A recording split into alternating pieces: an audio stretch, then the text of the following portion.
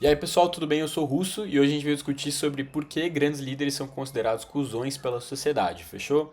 Lembrando que, gente, o intuito do vídeo não é julgar os nomes que eu vou citar aqui, e sim a gente tentar estudar essas pessoas através da psicologia, conectar fatores como obsessão por sucesso, alta pressão, alta performance e como isso te traz cada vez mais para perto de um abismo que é você acabar tendo alguns desvios, né, de caráter. Fechou? Outra coisa importante é se inscrevam, curtam o vídeo aqui já. Me sigam ali na rede social vizinha, que é o meu Instagram, Luiz Russo XN, porque é lá onde eu coloco as enquetes dos próximos vídeos que vão acontecer. Aliás, esse aqui foi o vídeo mais pedido por vocês. Então, bora pra cima. Só um adendo, eu vou utilizando aqui esse material que tá na minha frente e o iPad aqui para fazer algumas anotações junto com vocês, beleza? Então, eu não vou ficar olhando constantemente aqui para a câmera, fechou? Mas, bora lá. Então, gente, a propósito do vídeo, como eu disse, é a gente entender por que alguns dos maiores nomes do mundo, dos negócios principalmente, eles são frequentemente vistos como pessoas egoístas, agressivas, arrogantes. Então, é aquilo. Pô, Luiz, se eu seguir o caminho do sucesso financeiro, de posições de alto poder, eu vou me tornar um cara babaca? As pessoas vão se afastar de mim? E aí a gente vai utilizar várias pesquisas de vários nomes extremamente importantes para a gente começar a entender o que leva esses caras a se tornarem assim, entendeu? E o que você pode fazer também para não chegar nesse estágio. Então eu vou começar o vídeo falando sobre um cara que eu sou fã, que é o Steve Jobs, beleza?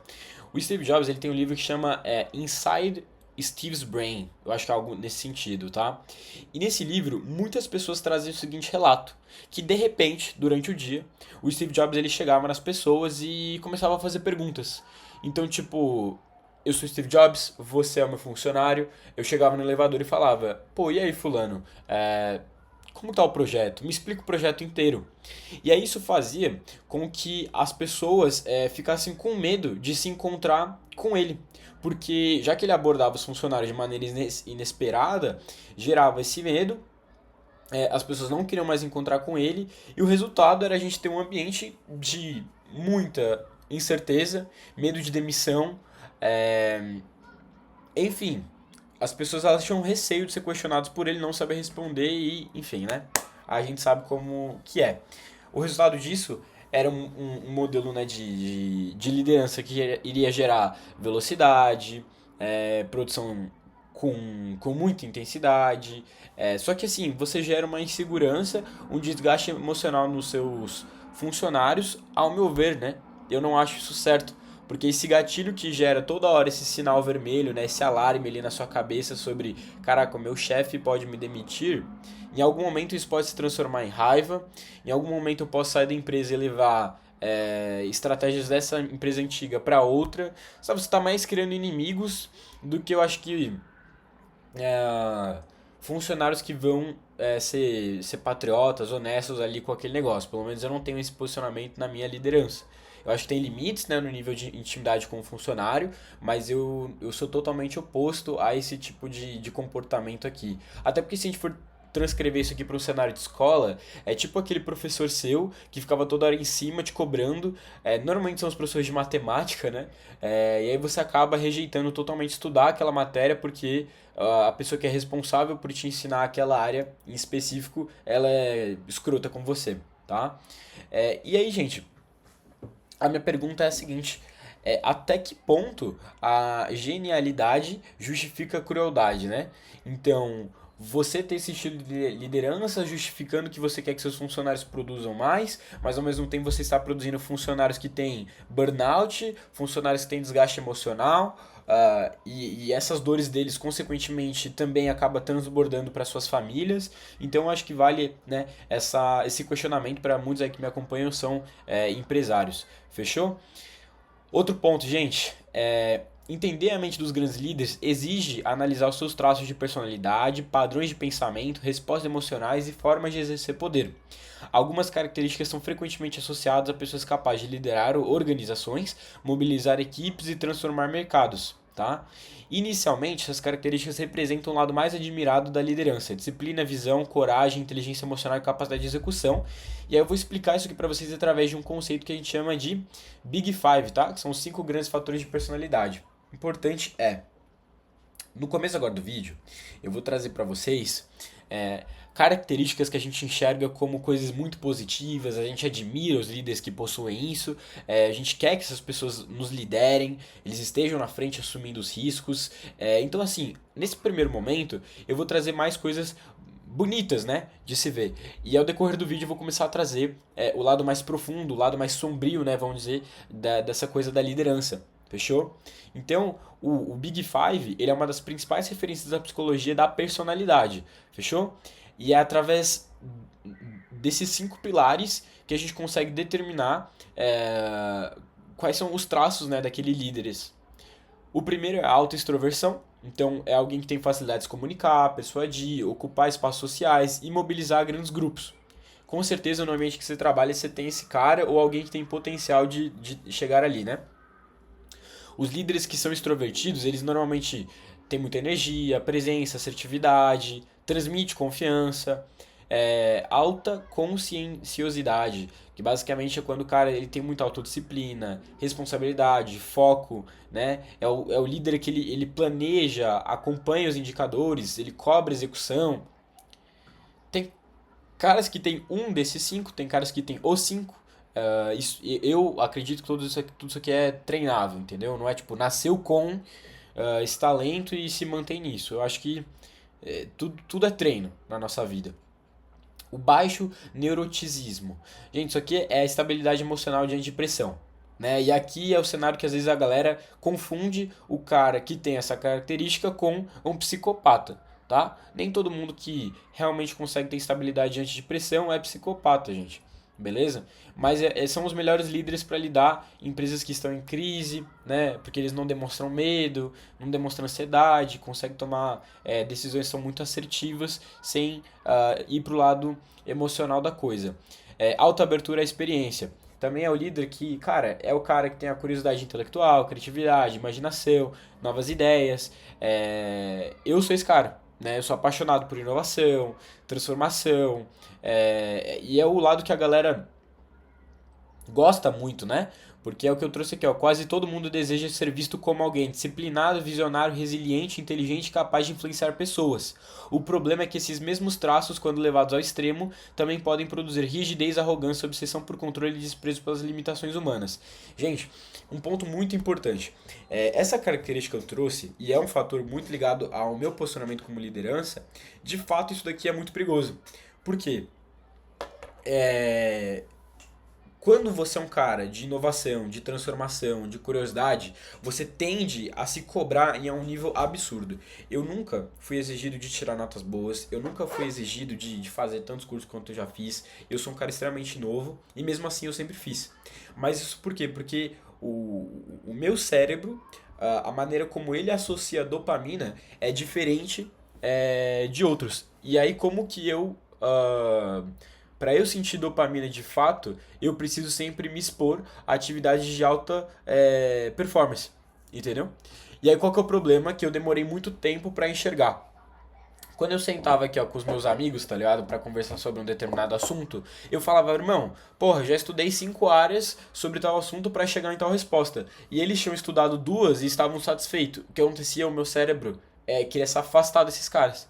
E aí é onde você começa a apresentar esses problemas. Rigidez, arrogância, obsessão por controle. Porque não faz sentido eu falar com esses caras aqui, já que eu consigo estudar 5 áreas e eles não. Só que o olhar correto é como esses caras podem me potencializar e como eu posso potencializar eles, entendeu?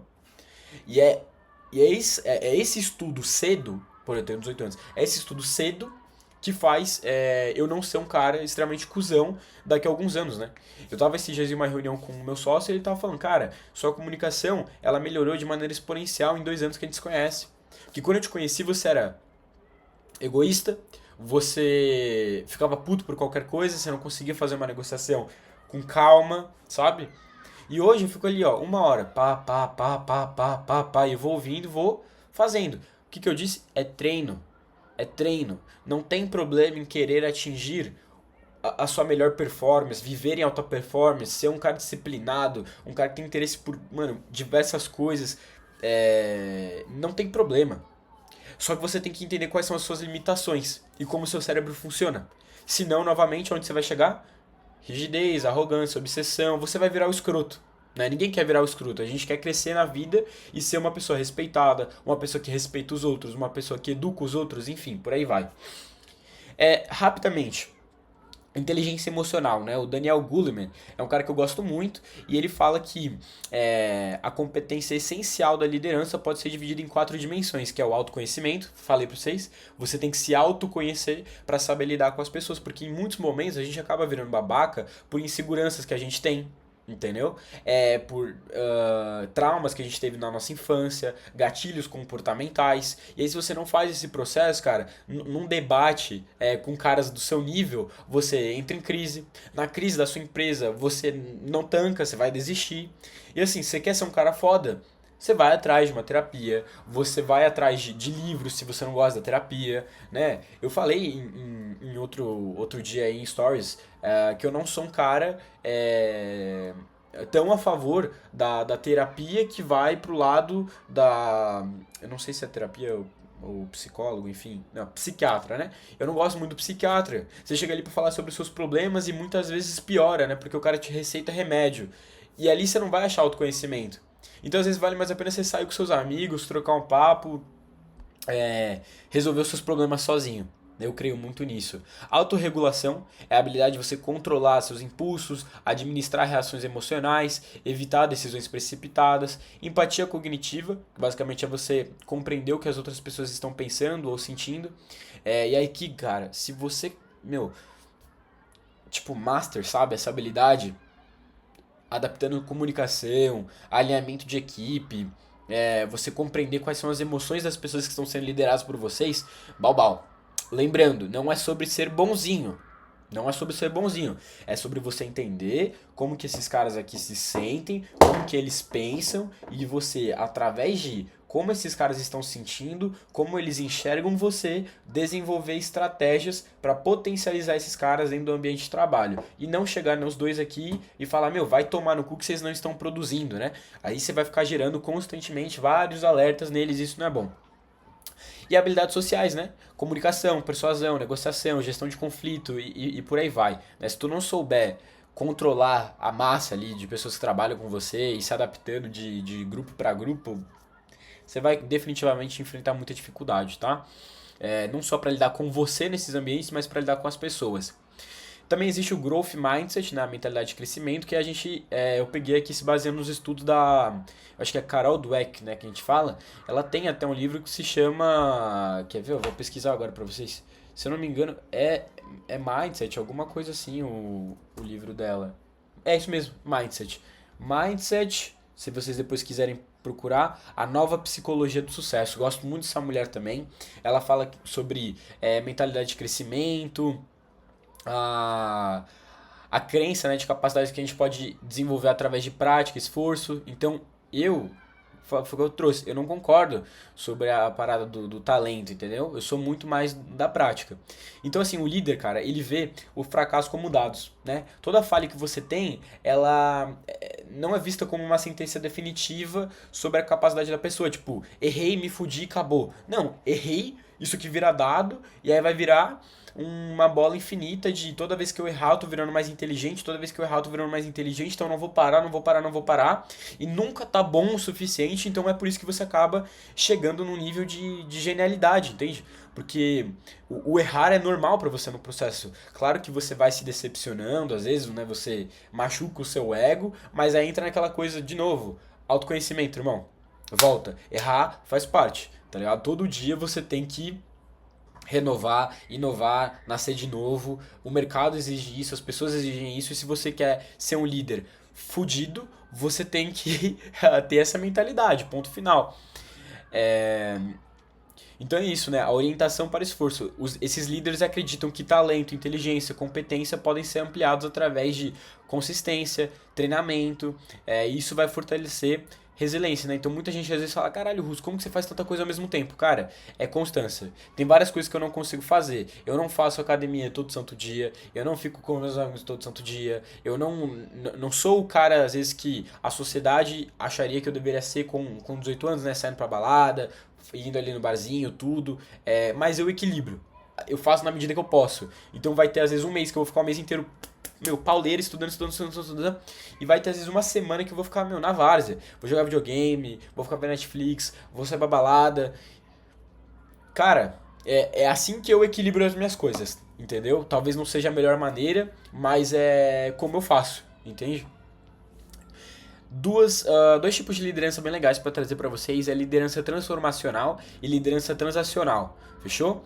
A psicologia organizacional ela costuma diferenciar esses dois estilos de liderança, né?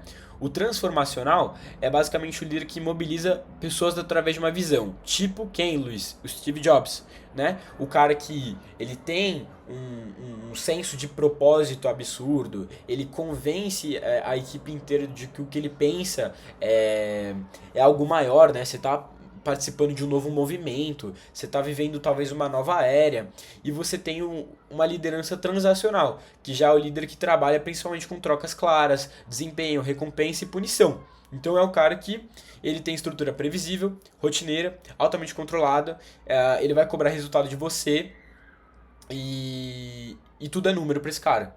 Eu não acho ruim, eu acho às vezes até melhor do que a transformacional, porque em muitos casos a transformacional é muita visão, pouca prática, muita visão sem embasamento, e quando você olha para o cara que é transacional, ele tem muito mais dados que convencem a gente de quais deveriam ser os nossos próximos passos. Então, quando eu sou liderado por um cara desse, eu me sinto muito mais tranquilo. Não que o outro não me incentive, ele vai, mas a motivação dura um mês e acabou.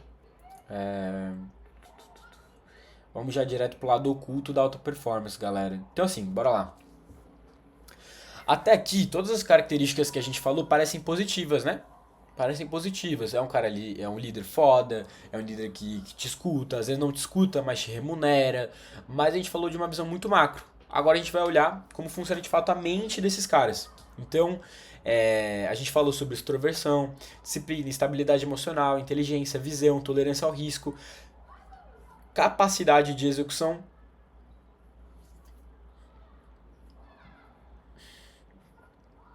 Entretanto, gente, a fronteira entre excelência e comportamento destrutivo é mais estreita do que parece. Eu vou ler mesmo porque vai ficar muito claro o que eu quero dizer pra vocês, tá? A disciplina pode virar obsessão, a estabilidade emocional pode virar frieza, a autoconfiança pode virar arrogância, a cobrança por excelência pode virar humilhação, a visão de futuro pode virar uma justificativa para ignorar o presente e a busca por alta performance pode trazer pessoas em recursos descartáveis. Portanto, a questão central do vídeo, gente, não é apenas entender porque alguns líderes são considerados cuzões, mas sim como pessoas inteligentes, ambiciosas e orientadas a resultado começam a normalizar comportamentos que jamais aceitariam em outros contextos. Tá? E principalmente identificar o momento em que a busca por excelência deixa de construir grandes empresas e começa a destruir as pessoas que fazem parte dela. E não somente as pessoas que fazem parte delas, mas também a pessoa que construiu ela. Tá? Então, quando a alta performance começa a deformar o líder, a gente entende o seguinte, que existem de fato pessoas que operam fora da curva, existem pessoas que fazem o alta performance de maneira diária, elas pensam diferente, elas toleram mais risco, elas trabalham com intensidade, desafiam padrões. É normal se sentir desconfortável perto dessas pessoas, e isso porque elas de fato possuem algo no seu cérebro que é diferente do comum. Não que você não possa chegar lá, mas existem pessoas que são assim desde que nasceram e só potencializaram isso ao longo do tempo. Só que a nossa questão novamente é: por que que tantos desses caras são descritos como arrogantes, insensíveis, egoístas ou simplesmente cuzões? E aí, gente, agora fica a parte mais interessante. A alta pressão, ela cria esses comportamentos. o poder modifica a personalidade da pessoa, né? A pessoa quando fica rica, fica estranha, fica diferente. Ou será que os ambientes de liderança apenas selecionam pessoas que já possuíam determinados traços? A resposta mais responsável é o seguinte: existem três fenômenos que podem acontecer, mas não da mesma forma, tá? A ciência indica que determinados traços persistentes podem facilitar a ascensão ao poder. Ao mesmo tempo, o exercício prolongado de autoridade pode reduzir a atenção dada às perspectivas alheias, enfraquecer mecanismos de feedback e aumentar comportamentos impulsivos ou autocentrados. A pressão, por sua vez, não cria automaticamente psicopatia, narcisismo ou um transtorno de personalidade, porém pode funcionar como um catalisador, ou seja, amplifica características existentes e reduz a capacidade de autorregulação.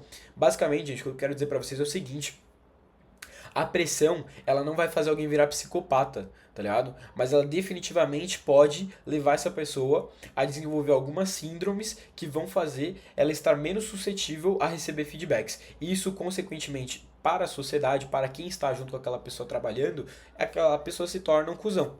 É isso. Tá? E aí a primeira síndrome que eu vou trazer para vocês é a síndrome de hubris, né? Quando o poder transforma o comportamento. Eu vou trazer o lado mais científico da coisa para a gente ter um embasamento. Tá? Esse termo ele foi proposto pelo David Owen e o Jonathan Davidson em um artigo de 2009 na revista Brain. Eles analisaram o comportamento de presidentes dos Estados Unidos e primeiros ministros do Reino Unido, propondo que determinados padrões poderiam surgir depois que uma pessoa permanecesse por muito tempo em uma posição de poder. Galera, essa síndrome de hubris, ela quebra totalmente a sua aceitação por feedback. O que me trouxe até onde eu estou hoje foi ser humilde, ouvir as pessoas, escutativo e crescer. Quando você desenvolve a síndrome de hubris, você acha que todo mundo é insignificante, sabe? Você não tem que ouvir essas pessoas porque elas não passaram pelo mesmo que você, elas não passaram pelas mesmas pressões. Consequentemente, cara, a sua tomada de decisão é a correta e você não deveria estar ouvindo o que o outro diz pra você. Entendeu? E ponto final, é assim que funciona. Então, a síndrome de hubris foi proposta como possível transtorno de personalidade adquirido, mas não é atualmente um diagnóstico clínico oficial reconhecido nos principais manuais de psiquiatria. Portanto, ela deve ser tratada como uma hipótese científica e um modelo de análise do comportamento de líderes, e não como um diagnóstico que pode ser aplicado informalmente a qualquer empresário arrogante. Foi o que eu falei lá no começo do vídeo. Gente, nada que eu estou falando aqui, eu não sou médico, eu sou só um cara curioso, eu estou trazendo para vocês dados que eu acho importante para o meu crescimento como empresário. Eu saber que existe toda essa construção em lideranças é válido para eu saber como eu vou lidar com esse líder cuzão. Como que eu vou debater, como eu vou negociar, como eu vou fazer o fechamento com esse cara. Se não for um líder, se for às vezes um funcionário, né, um gerente ou uma pessoa do meu convívio, como eu vou lidar com esse cara. É importante estudar psicologia para você conseguir lidar com as pessoas de maneira mais eficaz. Ou até mesmo com você mesmo, né?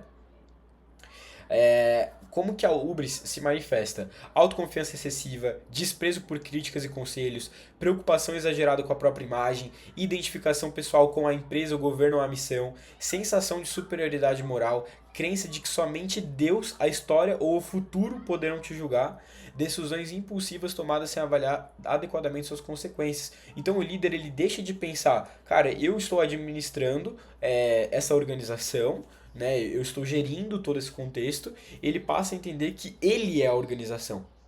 Eu sou isso aqui. Acontece por conta de mim e não por conta de vocês. Entendeu? E aí, mano, acaba que assim, a empresa ela deixa de ser uma estrutura coletiva, escalável, que tem cultura, e ela passa a ser, mano, uma extensão do fundador. Então, se o fundador sair, ou aquilo acaba, ou continua, mas vai ser um caos. Se alguém discordar daquele líder, vai virar uma baderna, vira uma crítica, entendeu? E trazendo uma parada bem legal pra vocês, isso aqui é muito comum você ver quando pessoas já são muito velhas. E a gente tem globalmente lideranças muito mais velhas, né?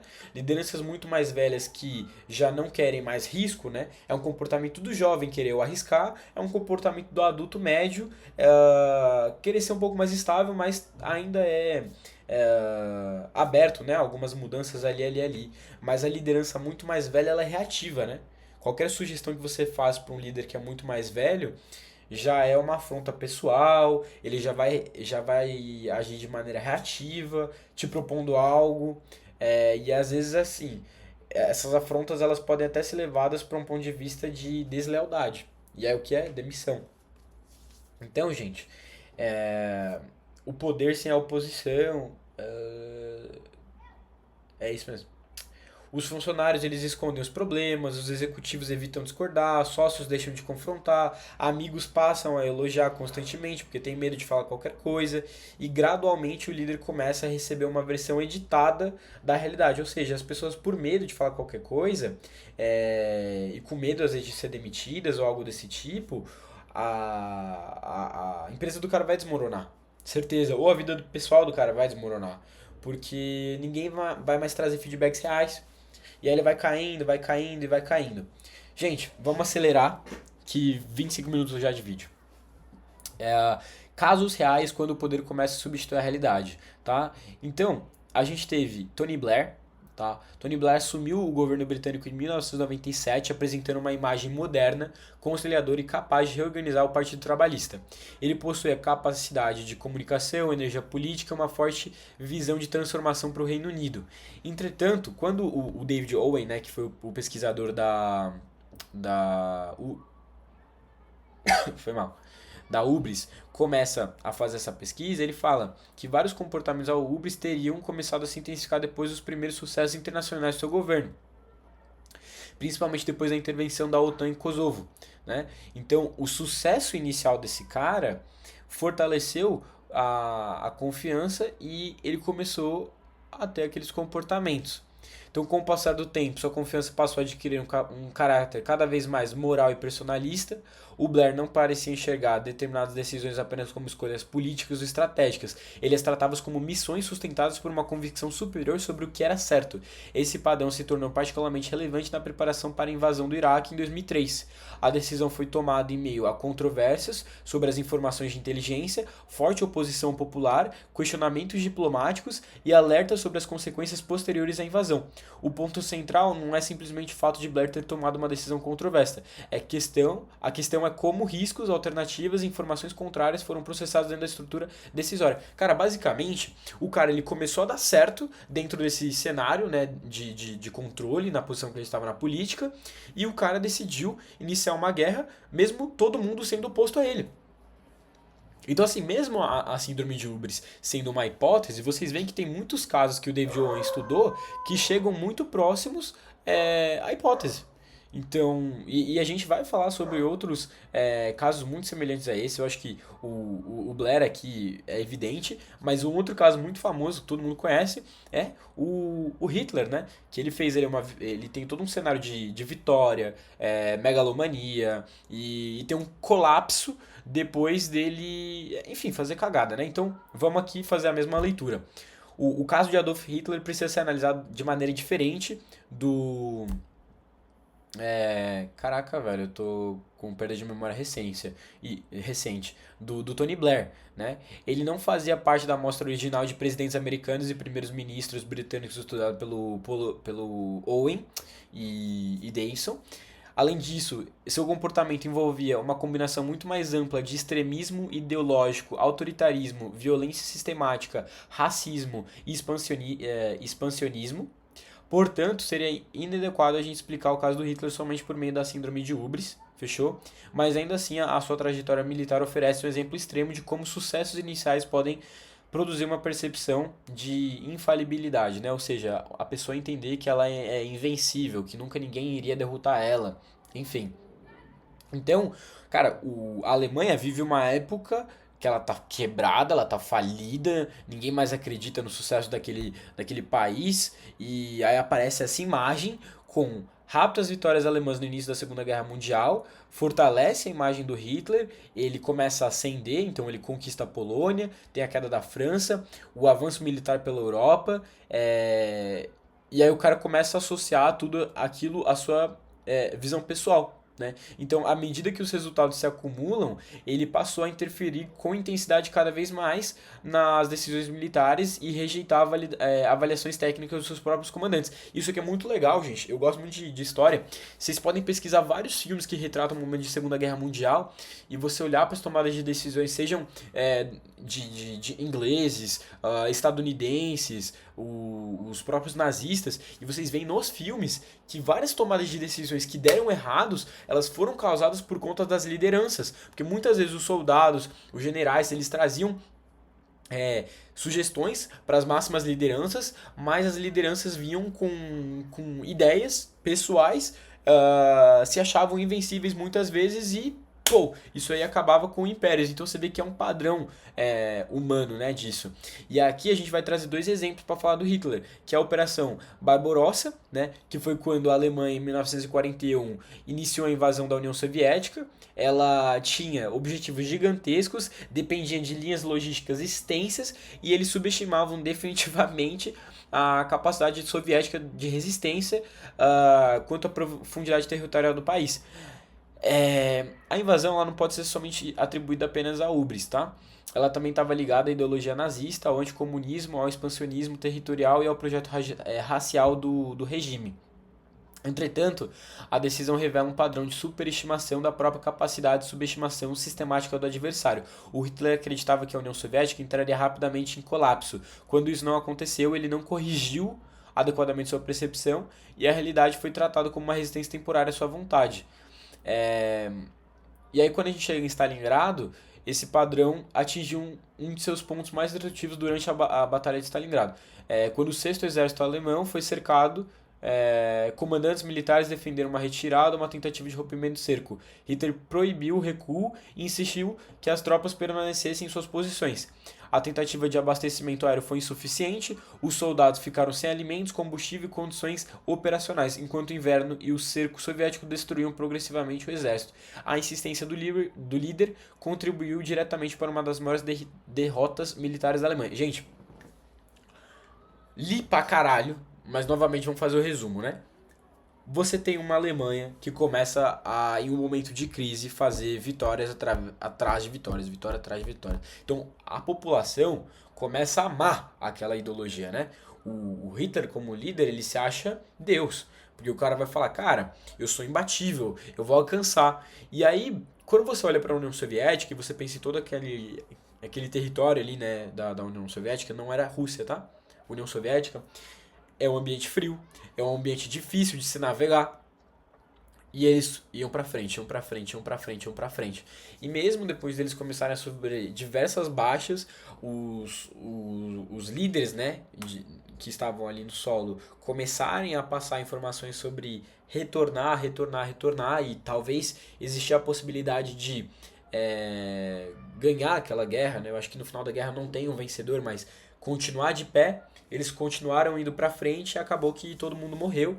E aí você vê o império que foi a Alemanha, né, na Segunda Guerra Mundial caindo. Então, aí você tem vários outros nomes, né? Por exemplo, a Margaret Thatcher, que também é de 1979, eu acho que é um puta exemplo também que a gente pode olhar. Ela venceu 3 eleições gerais, conduziu diversas reformas econômicas, ela fortaleceu sua posição política após a vitória britânica na Guerra das Malvinas. Então, assim, gente, o que eu quero dizer aqui é o seguinte, no final do dia, quando a gente chega muito próximo, né, do poder e a gente não tem pessoas que colocam a gente no chão, a gente perde o controle sobre as nossas tomadas de decisão. E aí a gente volta lá no começo, quando a gente falou do Daniel Goleman, né, quando a gente falou do Big Five, há necessidade, cara, do autoconhecimento. Há necessidade de checkpoints para a gente entender o quanto a gente está avançando, o quanto a gente está sendo bem acompanhado, porque quando você menos esperar, você começa a tomar decisões extremamente erradas porque você se acha o pica. E é aí que o seu império cai. Né? E a gente quer ser sustentável, a gente quer manter, a gente quer crescer, a gente não quer parar de ascender. Tá?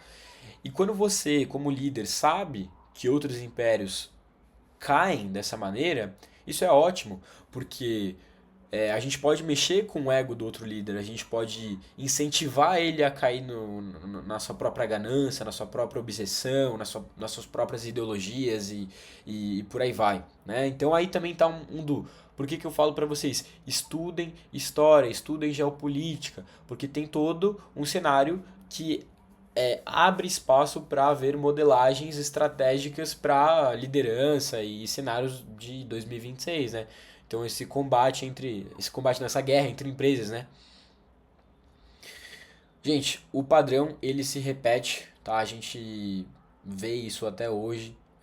Eu vou pegar aqui alguns casos interessantes do...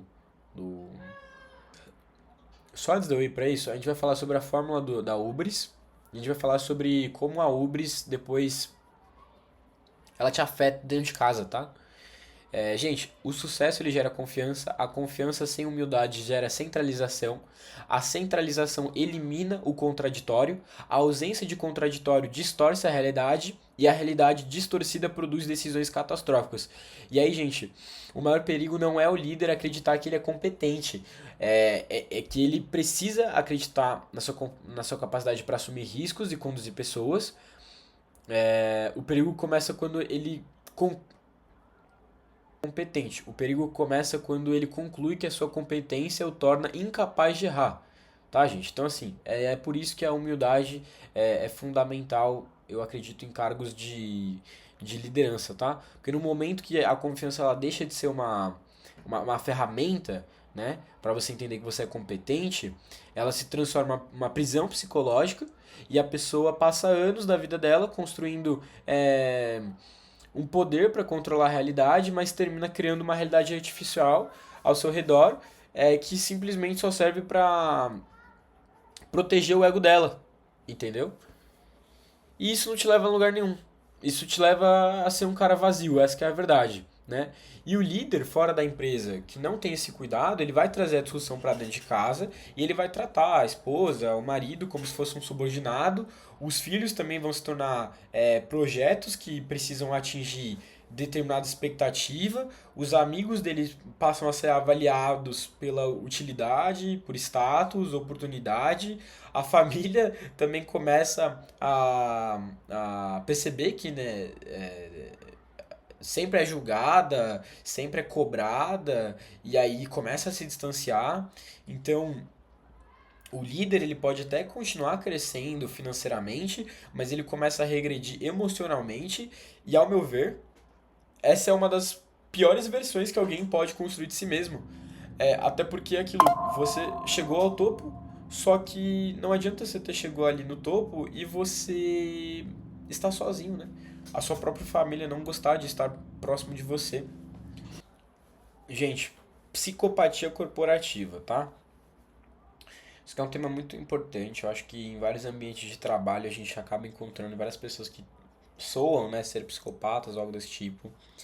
E o conceito, né, de psicopatia corporativa, ele e ter, né, psicopatia não significa necessariamente você ser frio, exigente, tomar decisões que não são populares, mas é um conjunto que eu escrevi aqui, eu acho muito válido trazer, que é o charme superficial, é a manipulação, é a ausência de remorso, é a mentira recorrente, é a grandiosidade, é a irresponsabilidade, é a exploração das outras pessoas. Então, a psicopatia ela também possui componentes desenvolvimentais e influências biológicas e ambientais. Portanto, não é algo que normalmente surge apenas porque alguém recebeu promoção e começou a trabalhar sob pressão, tá?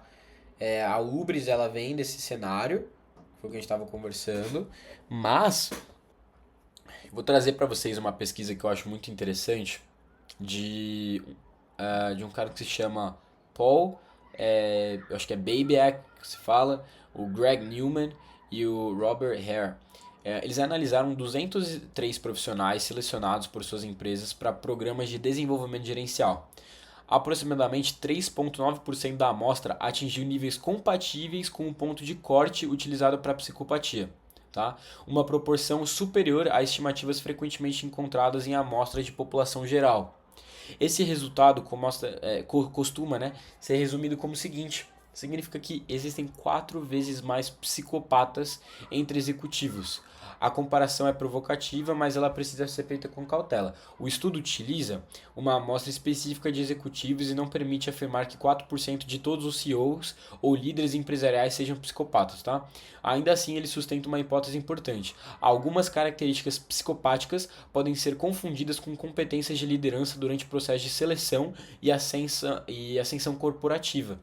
Dá nome a coisas erradas, tá ligado? Então, assim, no mundo empresarial, determinados traços podem receber nomes mais aceitáveis. A ausência de medo pode ser chamada de coragem, a frieza emocional pode ser chamada de racionalidade, a manipulação pode ser chamada de capacidade de influência, o charme superficial pode ser chamado de carisma, a obsessão por poder pode ser confundida com ambição.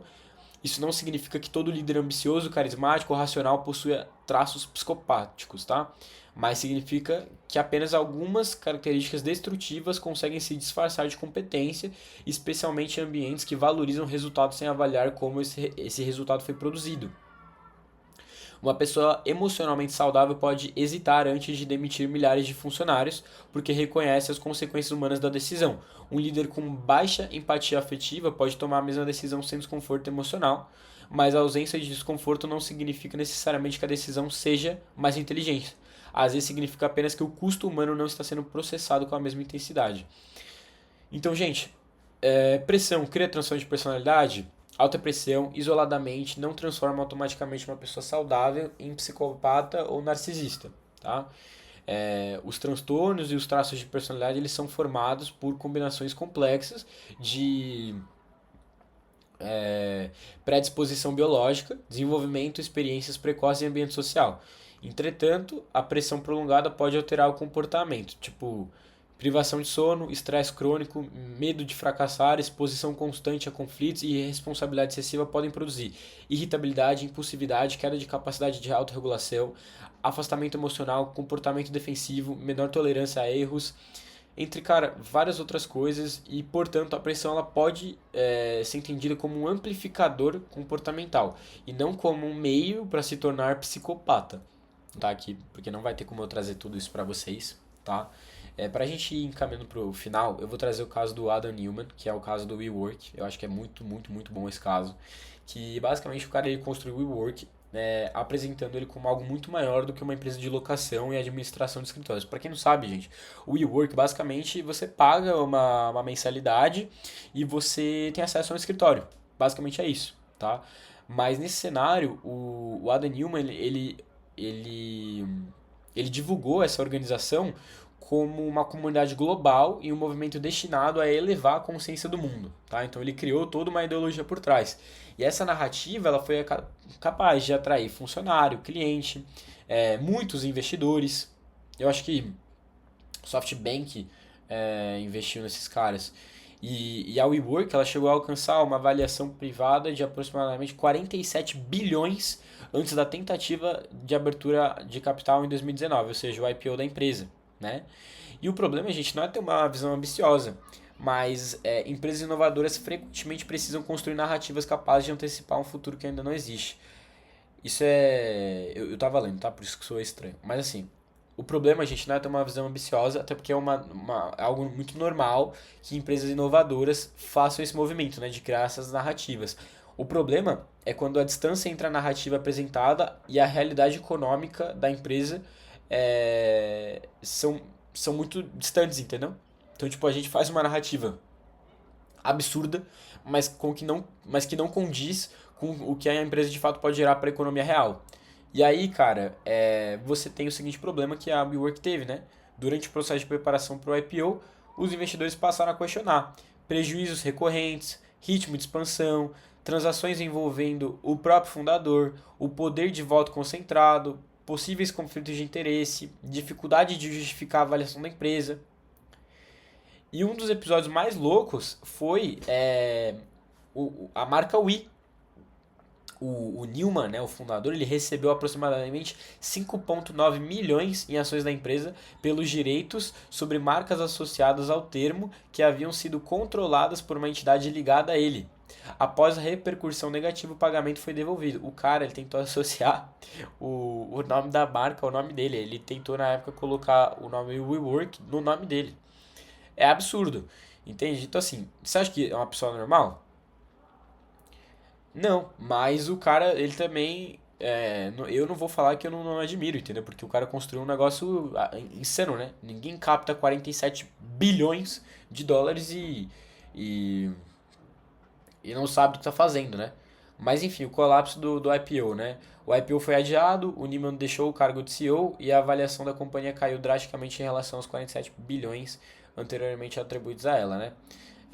A gente não consegue diagnosticar o Newman com síndrome de Hubris, mas esse caso definitivamente ilustra a identificação da empresa com a personalidade do fundador, lembra que a gente comentou? A narrativa de missão superior, a confiança excessiva, a governança enfraquecida, conflito de interesse e por aí vai, né? Até a gente chegar no caos. O Elon Musk também, cara, puta caso, ele eu acho que o caso muito interessante a gente trazer aqui é a questão do Twitter, né? Em 2022, o Musk ele compra o Twitter por aproximadamente 44 bilhões de dólares e ele dá um novo nome, né, de X, que até hoje eu não aceitei, pra mim ainda é Twitter e ponto final. E aí, nos primeiros meses, cerca de metade da força de trabalho foi demitida.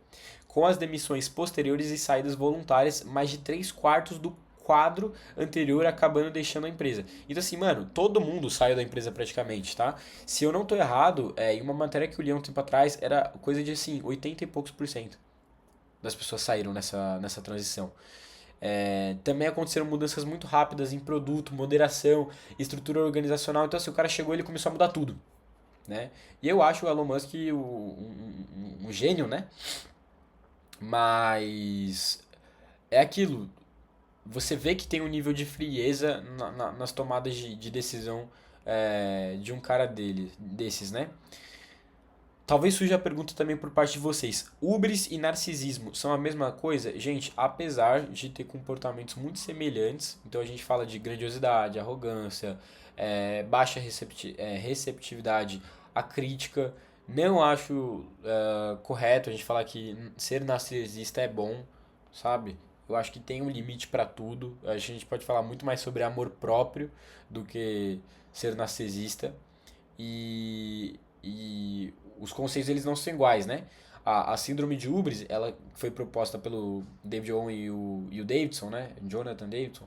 Ela é um padrão associado à posse prolongada de poder substancial. Ela ainda não foi reconhecida como diagnóstico. Já o narcisista, ele é uma categoria clínica formal, então ele é validado, caracterizada por um padrão persistente de grandiosidade, necessidade de admiração, dificuldade relacionada à empatia e aos relacionamentos. Então a diferença central o narcisista é um padrão que faz parte da organização mais ampla da personalidade, costuma aparecer em diferentes contextos da vida, não depende exclusivamente de a pessoa ocupar uma posição de poder, e a Uber sim, beleza? Eu trouxe uma parte o lado sombrio, né, da alta performance, a gente vem para uma identidade unidimensional, né, que o profissional ele começa a responder a pergunta quem sou eu com os seus resultados. Então, pô, quem sou eu? Eu sou fundador, eu sou o melhor vendedor, eu sou empresário, eu sou quem sustenta a empresa, eu que resolvo tudo, eu sou aquele que não para. Então, tipo assim, cara, tudo tá dando certo para ele em relação aos resultados que ele gera de maneira tangível em uma economia, só que ele esquece do tipo quem é ele como pessoa, entendeu? E aí você tem a questão do afastamento social também. Então, pro cara produzir demais, ele se afasta. Você vê o Elon Musk, cara, no documentário dele fala, cara, já fiquei 72 horas direto no escritório, praticamente sem dormir, para fazer o negócio acontecer. Você vê que são comportamentos muito fora da linha, entendeu? Viver também com pessoas de alta performance é difícil porque as pessoas elas ficam se comparando constantemente, existe toda a coisa da comparação social, é, existe uma quebra de reciprocidade social também, porque relacionamentos saudáveis não funcionam apenas por eficiência e resultado, né? Eles dependem de escuta, vulnerabilidade, humor, disponibilidade, momentos sem objetivo produtivo. E aí normalmente o cara que ele é um líder de alta performance constante, ele não tem autoconsciência sobre essas suas características, muitas das vezes ele começa a questionar, tipo, o que que essa pessoa pode me agregar, qual que é o, sei lá, tipo, como que as conversas que eu tô tendo com essa pessoa ajudam no meu negócio, qual que é o retorno desse relacionamento, e, gente, agora eu vou trazer um lado meu aqui, que eu acho que é muito importante, que é o seguinte, eu, eu aos meus 15 anos, e aí eu vou até sair daqui porque agora é um papo mais a gente, e esse vídeo vai ficar com 1 hora mesmo e foda-se. Eu com meus 15 anos, eu namorava com uma pessoa que eu era muito apaixonado, tá? Uma pessoa muito certa, educada, nunca, mano, tive nada pra reclamar dessa pessoa. E eu terminei o meu relacionamento dizendo o seguinte, eu vou terminar porque eu vou focar nos meus negócios, eu vou fazer as minhas coisas acontecerem e digo pra vocês, tá? Eu não me arrependo, porque eu sou muito alto e eu sei que se eu tivesse ficado naquele relacionamento, eu ia prejudicar muito aquela pessoa com quem eu estava. Então eu fui muito consciente sobre aquela tomada de decisão. E eu falei, cara, faz sentido eu investir o meu coração, o meu futuro, porque um relacionamento ele é imprevisível. Então eu prefiro terminar, não machucar essa pessoa, e eu vou focar nas minhas coisas. Tá? Isso aconteceu em 2024, estamos em 2026. Eu sou um cara totalmente diferente. Eu ascendi financeiramente, conheci muita gente, construí projetos bizarros. Só que durante esses 2 anos eu tive vários problemas em relação à minha saúde emocional. Nada tipo bizarro, tá? Igual a gente tava falando aqui no Docs. Mas eu tive meus momentos onde eu me afastei de todos os meus amigos, onde eu não queria ouvir a opinião dos outros, onde eu me tornei aquele cara rebelde, né? Então, tipo, cara, não fala comigo, eu tô fazendo o meu acontecer. Só que graças à minha curiosidade, graças a eu ter um sócio também que constantemente me apoiava e sempre estava comigo, eu fui atrás desse estudo da psicologia que eu trouxe para vocês hoje.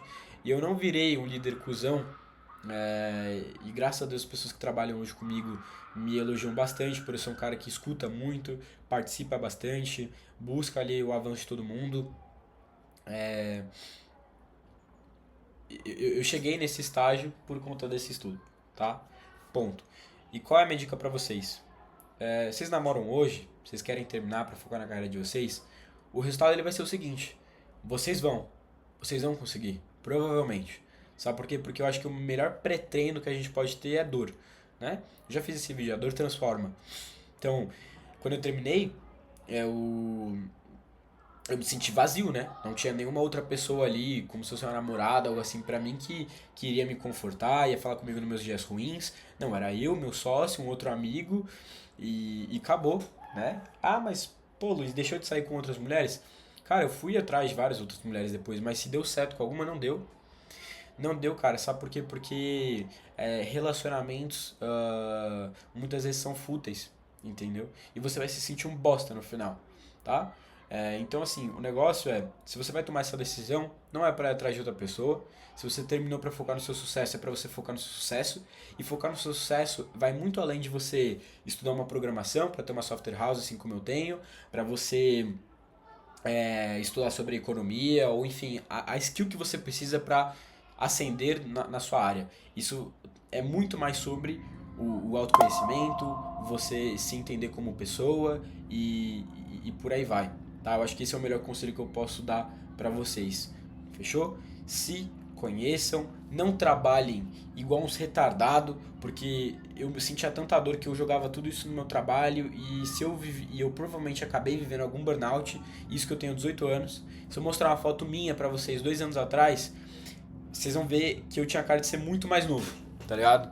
E hoje, mano, não é que eu sou acabado, porra, mas assim, se eu não tivesse me submetido a 365 para mais noites dormindo 4 horas da manhã, sabe, dormindo 2 horas por dia, me submetendo a estresse infinito, não tendo organização nos meus ciclos de trabalho, não tendo limite de encerramento, não olhando de fato, mano, se a minha vida estava sendo produtiva ou não, eu garanto pra vocês, cara, que o sucesso que eu tive em 2 anos provavelmente eu teria tido em 8 meses.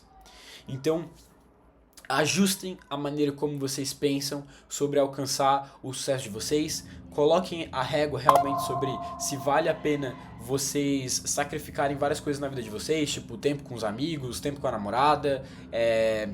Coloquem na régua, tá? Que chegar no topo não é sinônimo de ser feliz. Eu digo isso com muita convicção, que muitos momentos eu fui muito triste, tá? Construir o que eu construo hoje junto com os meus sócios não é fácil. Tem vários outros pilares que a gente tem que discutir. E vou acabar o vídeo falando sobre o seguinte. Mês passado, para muitas pessoas que não sabem, junho, né, foi o mês da conscientização da saúde emocional do homem, ou saúde emocional masculina. E eu não vejo ninguém falar sobre isso. Como eu sei que a maior parte das pessoas que me acompanham aqui é homem, cara, eu sei que a gente tem toda essa construção do ser homem, né, bater de frente, aguentar e tudo, mas lembrem-se que a depressão, ela não aparece da mesma forma para todo mundo. Isso eu quero dizer que não às vezes é porque você tem disposição para trabalhar todo dia que você não tem uma depressão. E aí quando você percebe, você conseguiu chegar em todos os lugares que você queria, só que aquele vazio tá aqui dentro de você. E aí, irmão, sabe, se você não tiver um amigo, fé com fé no seu terapeuta mesmo, mas eu diria que o maior investimento que eu fiz na minha vida depois de todos esses sacrifícios que eu fiz foi construir um relacionamento muito forte com o meu sócio, construir um relacionamento muito forte com o meu melhor amigo, né? O Kevin é o meu sócio, o Pedro é o meu melhor amigo, e ter me tornado muito mais próximo da minha fé e da minha família. Essas são as coisas que fizeram chegar aqui e tá muito bem da cabeça. Beleza? Então, gente, boa sorte na missão. Eu espero que o conteúdo que eu passei hoje pra vocês tenha feito vocês entenderem o que torna você um líder cuzão.